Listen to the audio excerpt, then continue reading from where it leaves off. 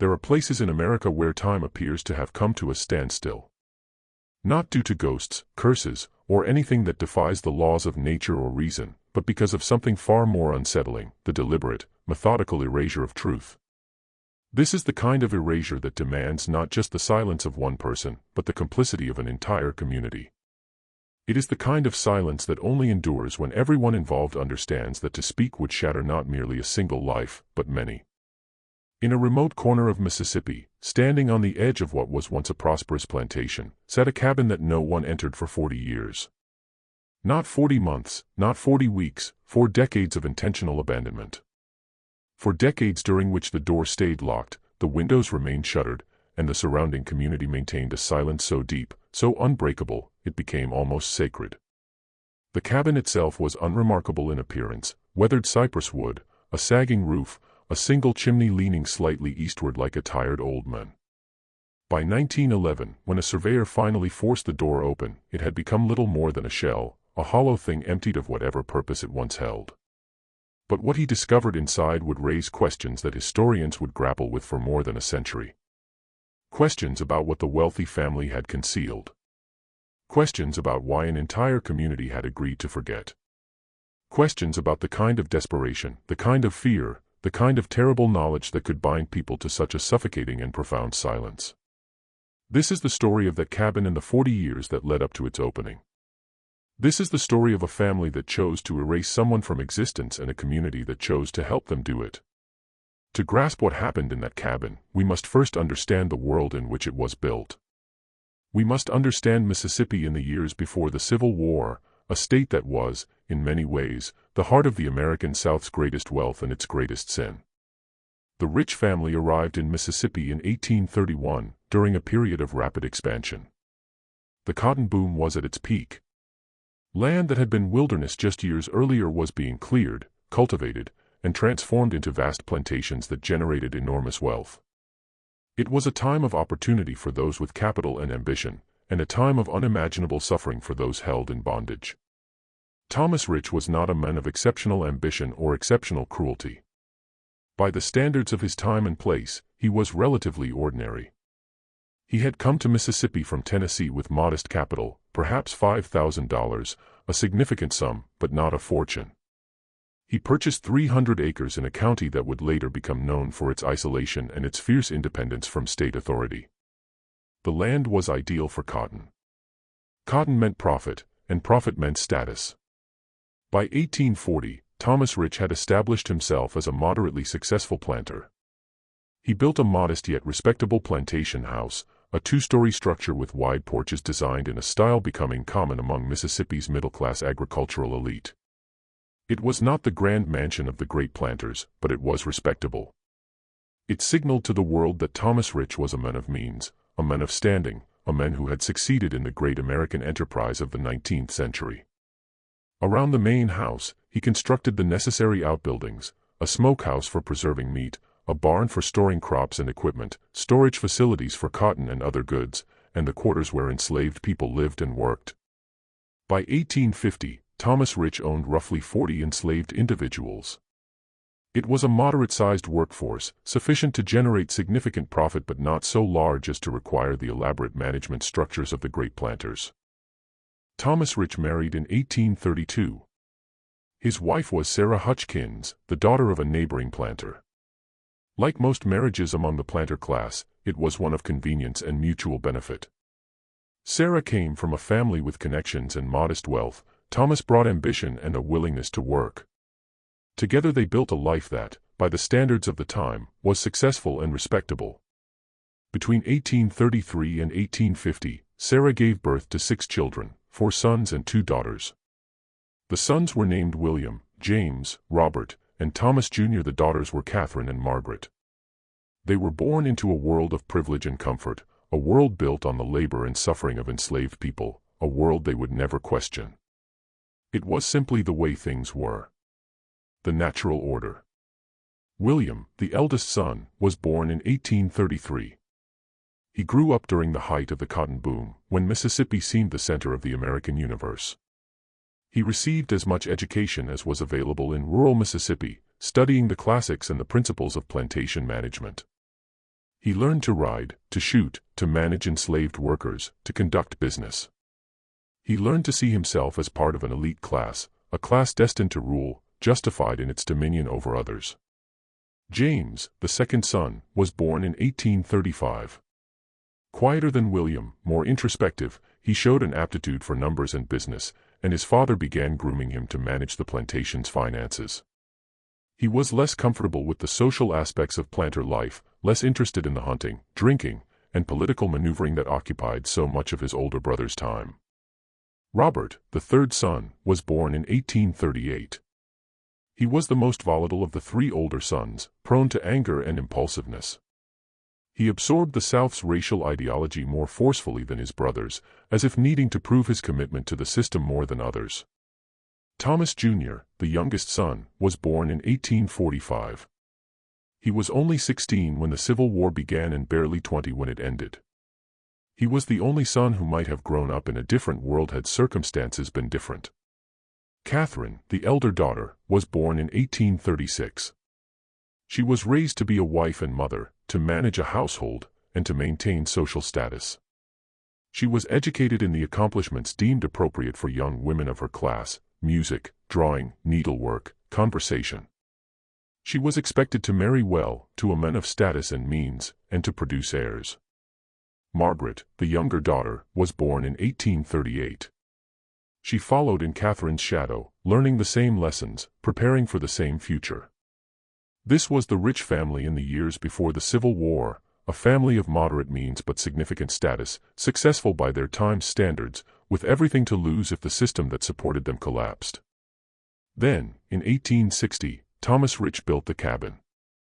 It was different from the other structures on the property, set apart nearly a quarter-mile from the main house, positioned at the property's edge where the cultivated land gave way to dense forest. It was smaller than the slave quarters but more solidly constructed than any of the other outbuildings. It had a heavy wooden door reinforced with iron bands and a single window facing away from the main house, positioned so that anyone inside could see out toward the forest, but anyone outside could not easily see in. When neighbors asked about the cabin, Thomas Rich offered vague explanations. "For storage," he said. Or perhaps for a caretaker. Or perhaps a guest house. The explanations shifted depending on who asked and what he thought they wanted to hear. But the explanations never quite satisfied. There was something about the cabin that seemed wrong, something about its construction and location that suggested a purpose not openly acknowledged. Some neighbors speculated it was where Thomas Rich kept a mistress, not uncommon among planters, a scandal, but not a shocking one. Others suggested it was a punishment house, a place to keep enslaved people in isolation. That too was not uncommon, though not openly discussed. But no one asked too many questions, and Thomas Rich did not volunteer any information. The cabin stood at the edge of the property, locked and mysterious, and the community learned to accept its existence without understanding its purpose. In 1861, the Civil War began for Mississippi and for the Rich family. Everything changed. William Rich, the eldest son, was 28 when the war began. He enlisted in the Confederate Army almost immediately, commissioned as a captain, a rank reflecting his family status and education. He saw combat in several major battles, was wounded twice, once in the shoulder, once in the leg. He survived the war, but survival came at a cost. Something inside him had broken, damaged in a way that could not be repaired. James Rich, the second son, was 26 when the war began. He did not enlist. Instead, he remained on the plantation, managing the family's affairs as best he could. The war made this increasingly difficult. As the Union Army advanced deeper into Mississippi, the plantation became less secure. Enslaved people began to flee, seeking freedom with Union forces. The cotton crop became harder to harvest and harder to sell. The wealth that had seemed so secure began to evaporate. Robert Rich, the third son, was 22 when the war began. He enlisted but saw less combat than William, spending much of the war on garrison duty away from the major battles. When the war ended, he returned to Mississippi with his ideology intact but his prospects diminished. Thomas Jr., the youngest son, was only 15 when the war began, too young to enlist but old enough to understand. He watched his older brothers leave, watched the plantation's enslaved workers flee, watched his father struggle to maintain control of a collapsing system. Sarah Rich spent the war years managing the household as best she could. She watched her sons leave for war, watched the family's wealth diminish, watched the world she had known disappear. By the war's end, she was a different woman, older, more tired, more haunted by what had been lost. Catherine and Margaret spent the war years in increasing anxiety. Their prospects for advantageous marriages had been built on the assumption that the plantation system would continue indefinitely. As the war progressed and the Confederate cause became hopeless, those prospects diminished. They faced the possibility of spinsterhood, of poverty, of a future nothing like the one they had been promised. The Civil War ended in 1865. The rich family had survived, but they had lost much: the enslaved people who had formed the foundation of their wealth, the cotton market that had generated their income, the social order that had justified their status, and the future they had imagined for themselves. And they had gained something else, a terrible knowledge of what they had been part of, what they had benefited from, what they had lost. In the months after the war, Mississippi was in chaos. The state was occupied by Union troops. The plantation system was collapsing. Formerly enslaved people were attempting to build new lives, find separated family members, and claim some measure of freedom and dignity. The white population was in shock, struggling to adapt to a new reality where they no longer held absolute power. It was in this context of chaos and upheaval that something happened at the rich plantation, something that would set in motion a chain of events defining the next 4 decades of the family's existence. The historical record is silent on the specifics. There is no official account of what occurred, no contemporary documents explaining what happened. But the consequences are undeniable, recorded in the historical record for anyone willing to look carefully enough. In the summer of 1866, a young woman appeared at the rich plantation. The records do not clearly indicate who she was or where she came from. Some accounts suggest she was a distant relative, a cousin from Tennessee or Georgia. Others suggest she was the daughter of a neighboring family. Still others suggest something more complicated, something never fully explained. What is certain is that she was young, probably no more than 16 or 17. What is certain is that she was living in the main house by the summer of 1866. And what is certain is that her presence created a disruption in the household with profound consequences. Her name, according to the few records that mention her at all, was Ellalinina. Ellalinina's arrival was noted by the community but not remarked upon. In the chaos of Reconstruction, the arrival of a young relative or family friend was not unusual. People were constantly moving, constantly seeking refuge with relatives or connections, constantly attempting to rebuild their lives after the war. What was unusual was Ellalinina's status in the household. She was not treated as a servant or a poor relation seeking charity. She was treated in many ways as a member of the family. She ate at the family table, was included in family conversations, and was given a room in the main house, not the servants' quarters. This unusual status created tension. The servants noticed. The neighbors noticed. There was something about Ellalinina's presence that seemed to disrupt the normal order. William Rich, returned from war broken and traumatized, seemed to take a particular interest in her.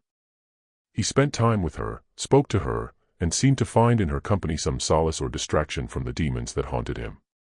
James Rich, the more reserved of the older sons, seemed to view her with suspicion, asking questions about her background, her family, why she had come, questions met with vague, unsatisfying answers.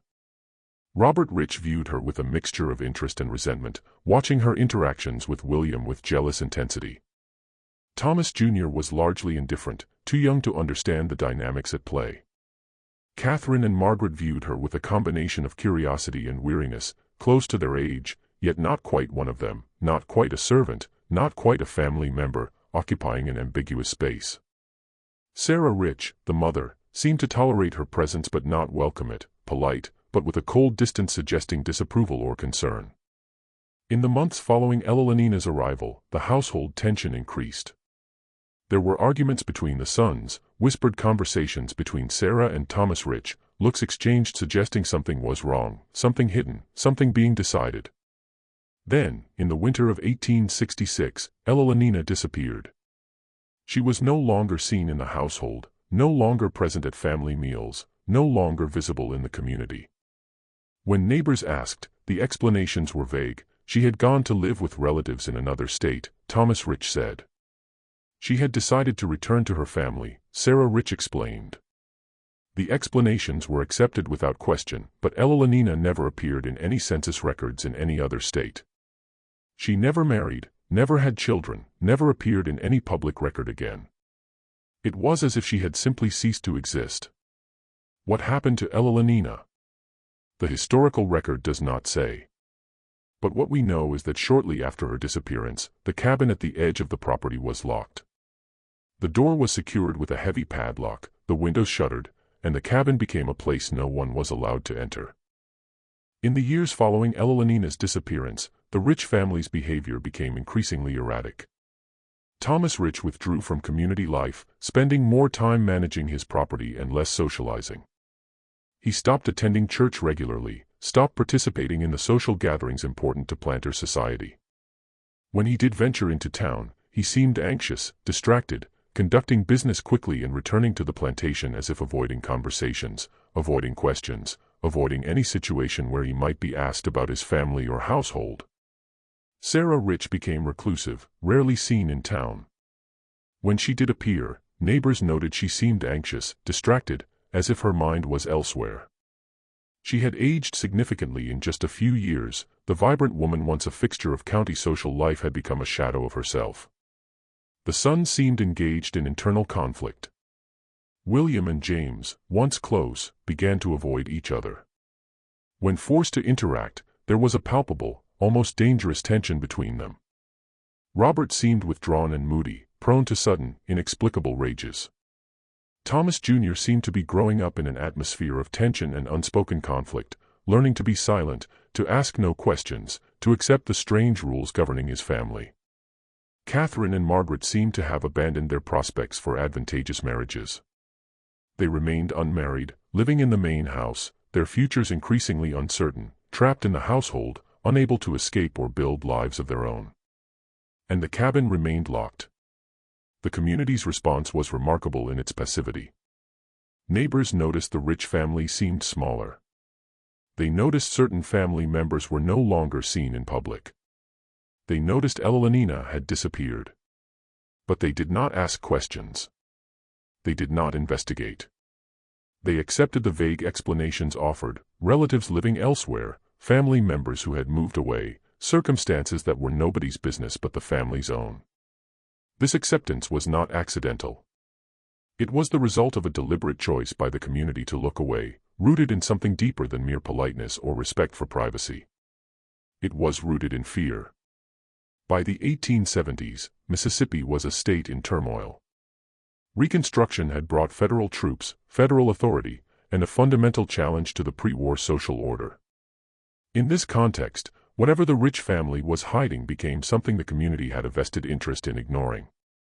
If the Rich family was hiding something, the community's silence was a form of protection, a way of maintaining the fiction that the old world could be preserved, that the old hierarchies could be maintained, that the past could be kept locked away in a cabin at the edge of the property. It was a way of saying, we do not want to know. We do not want to see. We do not want to be forced to acknowledge what might be happening here. In exchange for that silence, we expect you to extend the same courtesy to us, to look away from our own secrets, our own sins, our own complicity. And so the silence held, year after year, decade after decade. The community maintained its collective agreement to see nothing, know nothing, say nothing. But silence, no matter how carefully maintained, always has a cost. In 1867, something changed. The historical record becomes unclear, which in itself is significant. Census records from that year show the Rich household as having 7 members. But in 1870, the census shows only 6. No death certificate was filed.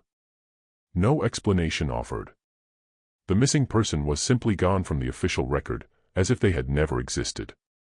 Over the next 40 years, this pattern repeated with disturbing regularity. In 1880, the census showed 5 family members. In 1890, 4. In 1900, 3. Each time, a family member disappeared from the record. Each time, no explanation was given. Each time, the community accepted the absence without question. But who was disappearing? The historical record is vague, but certain patterns emerge when the census data is examined carefully.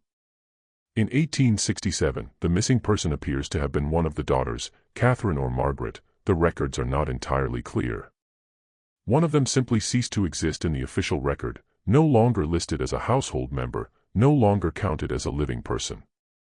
But she did not leave the plantation. Neighbors who visited the main house reported seeing a young woman in the windows, a young woman who seemed to be watching the world outside but not participating in it. In 1880, another family member disappeared from the record.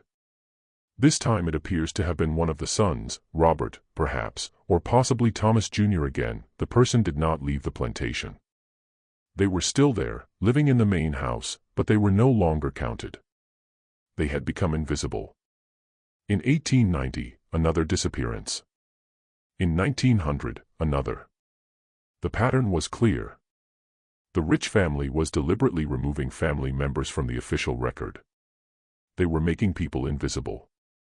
They were erasing them from history. But why? What purpose could this possibly serve? One possibility is that the family was attempting to hide the existence of people who had become a burden or an embarrassment. Perhaps one of the daughters had become pregnant out of wedlock. Perhaps one of the sons had become mentally ill or disabled. Perhaps one had become involved in some scandal or crime. By removing them from the official record, the family could pretend they did not exist, maintaining the fiction that the family was smaller, more respectable, more normal than it actually was. Another possibility is that the family was attempting to hide the existence of people who had become a threat to the family's secrets. Perhaps Evelina had not actually disappeared. Perhaps she had been hidden away in the cabin, kept in isolation, prevented from speaking to anyone outside the family. And perhaps over the years, other people had learned about Evelina, had become a threat to the family's carefully maintained silence, and had been similarly hidden away. But these are only possibilities. The truth, whatever it was, had been locked away in that cabin for so long it had become impossible to recover. What we do know is that the rich family was willing to engage in a systematic falsification of official records to maintain their secrets. They were willing to erase people from history. They were willing to make human beings invisible. And the community was willing to help them do it. In 1880, a new element entered the story. A lawyer from the county seat, a man named Harrington, came to the rich plantation on business. The nature of his business is not recorded, but it had something to do with property disputes or boundary issues, the kind of mundane legal matters common in rural Mississippi. Harrington was a man of the new order. He had come to Mississippi after the war, seeking opportunity in a state struggling to rebuild itself. He was not bound by the old social codes that had governed the antebellum South. He was not a native of Mississippi. He did not have family connections to the old planter families.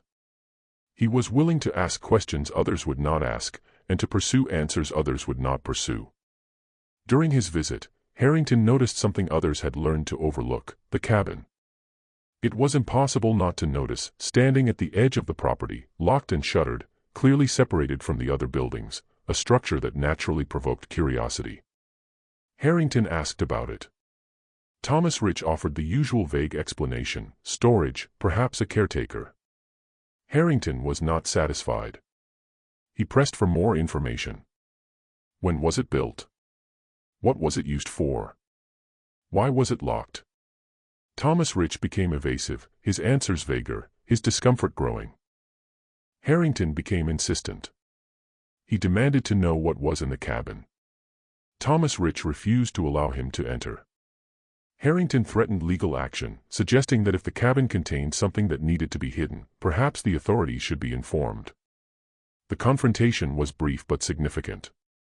It took place in the main house in the presence of family members. Thomas Rich's face reddened with anger, his voice harsh. He made statements later recorded in a deposition, statements suggesting a depth of desperation and fear far beyond what a simple storage building would warrant. "There are some things better left alone," Thomas Rich said. "Some doors that should not be opened. Some truths that would destroy more than they would reveal. If you value your life, if you value your reputation, if you value your ability to conduct business in this county, you will forget about that cabin. You will forget you ever asked about it, and you will never speak of this conversation again. Harrington left without entering the cabin, but he did not forget the encounter, nor abandon his curiosity. Over the next few years, he began investigating the Rich family's history, examining census records, searching for death certificates, interviewing neighbors and people who had worked on the plantation, attempting to piece together what had happened to the family over the past 15 years. What he found was a pattern of disappearances that could not be easily explained. Family members vanished from the official record, relatives who had supposedly moved away but left no trace, a household shrinking year by year despite no one having died. Harrington's investigation was not conducted in secret. He asked questions openly, made his suspicions known, spoke to other lawyers about the legal implications of what he had discovered, suggesting the Rich family might be engaged in fraud, falsification of official records. The community's response was swift and decisive. Harrington was ostracized. He was no longer welcome in polite society. Business associates distanced themselves. His reputation was damaged. The message was clear: some questions should not be asked. Some mystery should not be investigated. Harrington attempted to pursue the matter through official channels, speaking to the county clerk about inconsistencies in the census records, suggesting an investigation. But the county clerk was not interested. He was a man who had lived in Mississippi his entire life, who understood the unwritten rules, understood that some things were better left alone. Eventually, Harrington gave up. He realized he could not pursue the matter without the community's support, and the community had made it clear they did not want it pursued.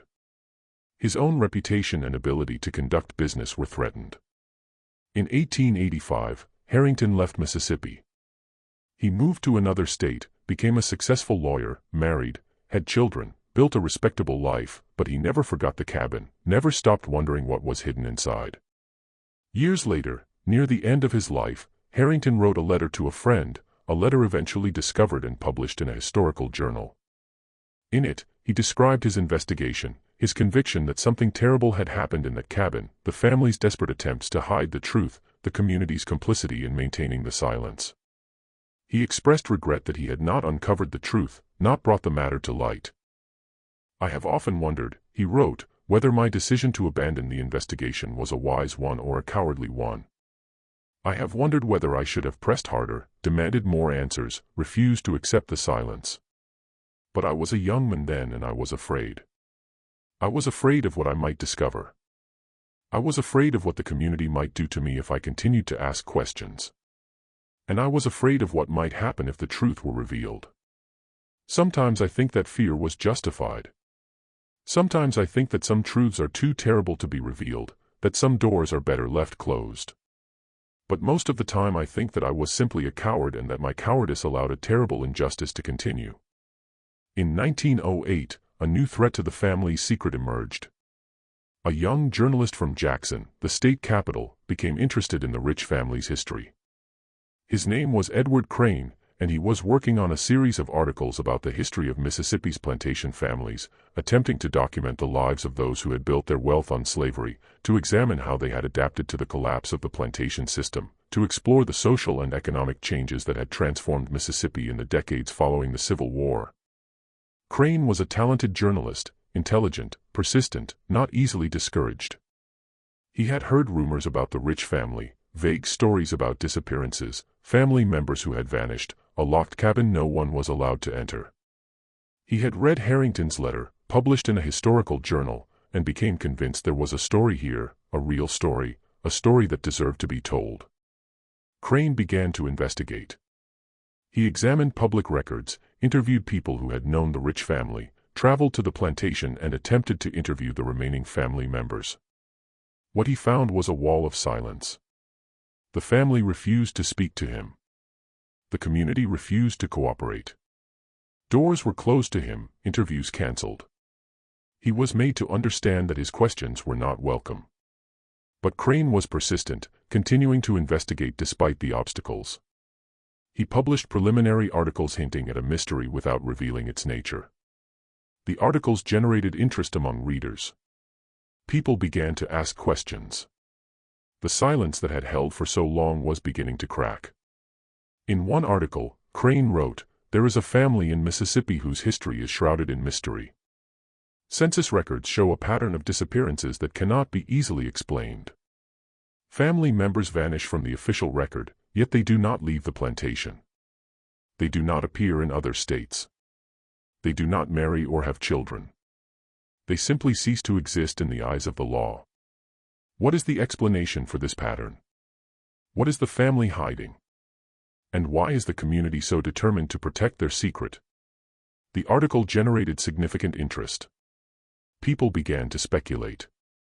Theories circulated. Some suggested the family was engaged in fraud, others suggested something far more sinister, still others suggested the missing family members had been murdered, the family covering up the crime.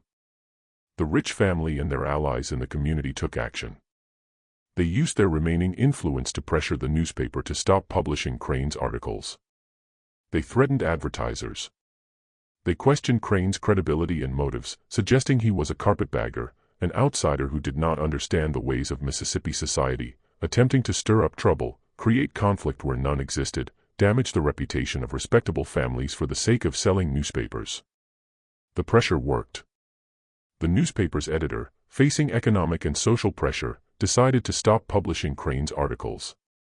Crane was forced to abandon his investigation. He left Mississippi and eventually left journalism altogether, moving to another state and attempting to build a new life. His articles were forgotten. The mystery remained unsolved. But Crane, like Harrington before him, never forgot the cabin. He never stopped wondering what was hidden inside.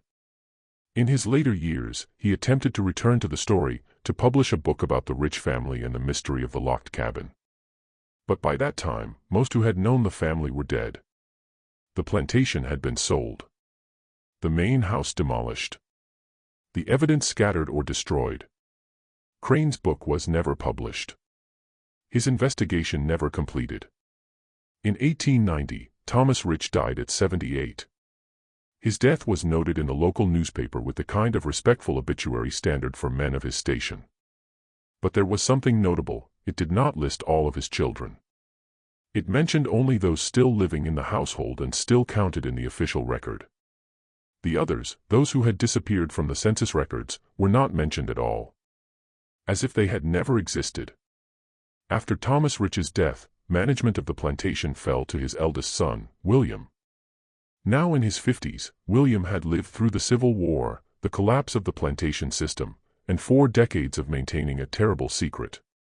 He continued his father's policy of silence. The cabin remained locked. The family members who had disappeared from the official record continued to live in the main house, invisible to the outside world.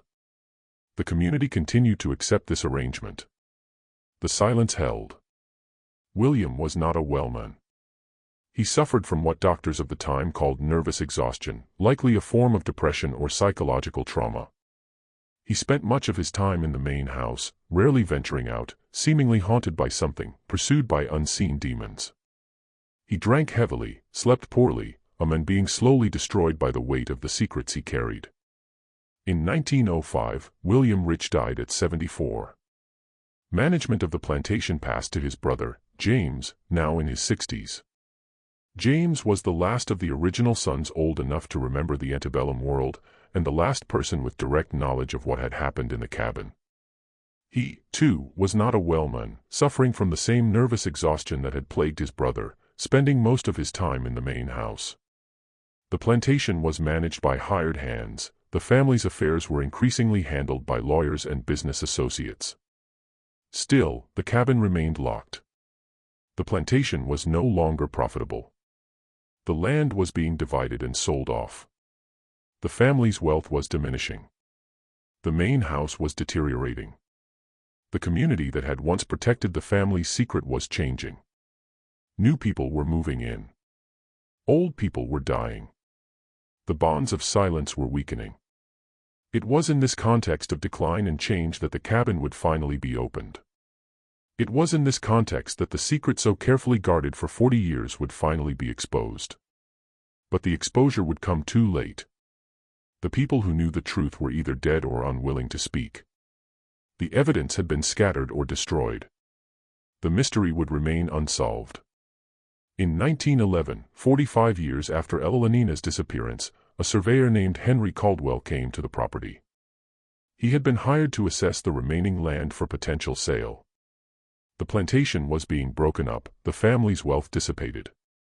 The era of the great plantations was over. As Caldwell conducted his survey, he noticed the cabin.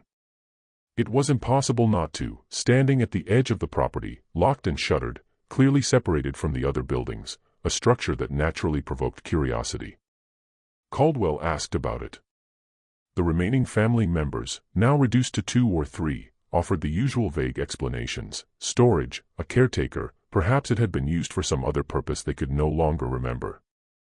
But Caldwell was not satisfied.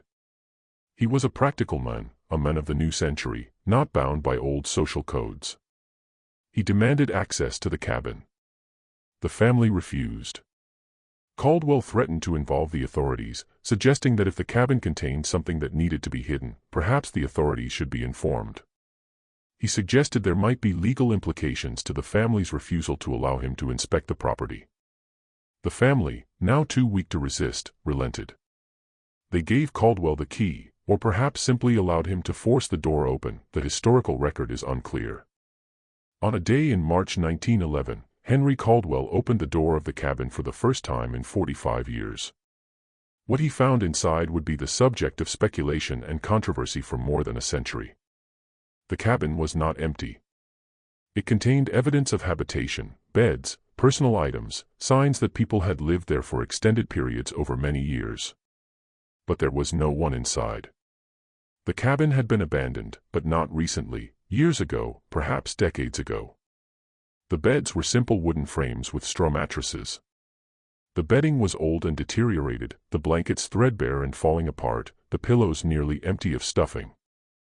On the walls were marks, scratches, gouges, as if something had been dragged across the wood repeatedly, or as if someone had clawed at the walls trying to escape. A chamber pot sat in one corner, old and stained. A bucket for water. A small table with a few dishes and cups. A shelf with some old books, their pages yellowed and brittle. A fireplace, unused for many years, the hearth cold and empty. And a window, the single window facing away from the main house, boarded up from the inside, blocking out light, blocking out any view of the outside world. Caldwell immediately reported his findings to the authorities. An investigation was launched. The family was questioned, but by this point, those who knew the truth were either dead or unwilling to speak. The remaining family members claimed ignorance. They said they did not know what the cabin had been used for. It had been locked for so long, they said, they had simply forgotten about it. The authorities searched the cabin thoroughly. They found evidence of habitation, but nothing that could definitively explain who had lived there or why. No bodies. No obvious signs of violence or abuse. Simply the remnants of a life, or lives, lived in isolation and secrecy. The investigation was inconclusive. Without clear evidence of a crime, without bodies, without witnesses willing to testify, the authorities could do little. The case was eventually closed, unsolved. But the opening of the cabin had broken the silence. The secret the community had agreed to keep for 40 years was now exposed, at least in part. People began to talk. Stories began to circulate. Theories developed about what had happened in that cabin. Some claimed Evelynina had been imprisoned there, kept as a prisoner for years. Others suggested she had been hidden away because she was pregnant, the family wanting to conceal the pregnancy and birth. Still others proposed darker theories, that she had been abused, tortured, had eventually died and been buried in secret. But none of these theories could be proven. The truth, whatever it was, had been locked away in that cabin for so long it had become impossible to recover. The rich family eventually disappeared from Mississippi. The remaining members sold the property and moved away. The plantation house fell into disrepair and was eventually demolished. The land was divided and sold to new owners. Within a generation, the rich family's presence in Mississippi had been almost entirely erased. But the mystery of the cabin persisted. Over the decades, historians and researchers have attempted to solve it. They have examined census records, searched for death certificates, interviewed descendants of people who knew the family. But the truth has remained elusive. What we know with certainty is this: the Rich family deliberately hid the existence of at least one person, possibly more, from the official record for decades. They constructed a cabin specifically for this purpose. They maintained a conspiracy of silence involving not only the family but the entire community. And they were willing to endure significant social and economic pressure to keep that secret. The cabin that stayed closed for 40 years was finally opened in 1911. But the secrets it contained were never fully revealed. And perhaps that is the most unsettling truth of all, that some mysteries are so profound, so deeply rooted in human nature and human weakness, they can never be fully solved. They can only be remembered, wondered about, and allowed to haunt us with the questions they raise about ourselves and our society. The story of the Rich family is a story about the power of silence. A story about what communities are willing to do to protect their own. A story about the lengths people will go to hide the truth. And a story that reminds us that the past, no matter how carefully it is locked away, eventually demands to be acknowledged.